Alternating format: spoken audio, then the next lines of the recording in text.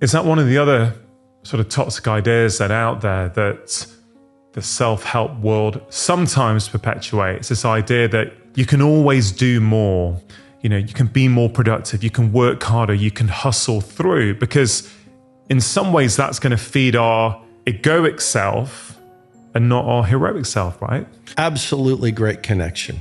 And I wish I had said that when you had asked me what are some of the toxic beliefs. I think hustling, grinding your way to world class is a deeply toxic belief. Let's go to the science. If you look, for example, at the work of the Energy Project, they have found the most productive people are actually like sprinters versus marathoners. The research actually shows the most productive people work in intense bursts of elite performance. And guess what they do after that? Rest and recover. And you're a scientist, for sure.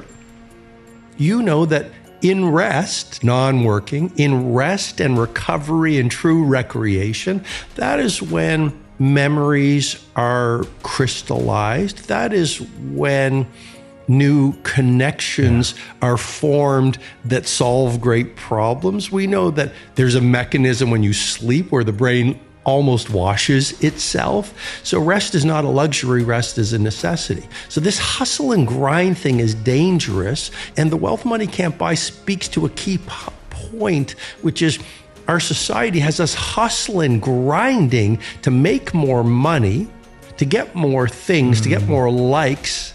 And it has so many of us climbing a mountain that I humbly predict at the end of a quarter, end of a year, end of a career, end of a lifetime, will make us feel we spent our finest hours climbing the wrong mountain. Is that a mistake you made earlier on in your life? Yes. I was a litigation lawyer. I became a litigation lawyer because the world in many ways suggests if you become a professional, you're going to wake up happy. So I did a law degree. I did a master's of law degree. I was working at a big firm. I was making great money. I had a beautiful car, beautiful home. And the only problem is I'd wake up and I'd look in the mirror and I didn't like the person who was looking back at me. And what's the point of worldly success if you lose your soul in the process? Makes me think of what Jim Carrey said. I wish everyone could be rich and famous so they'd realize it doesn't make a difference.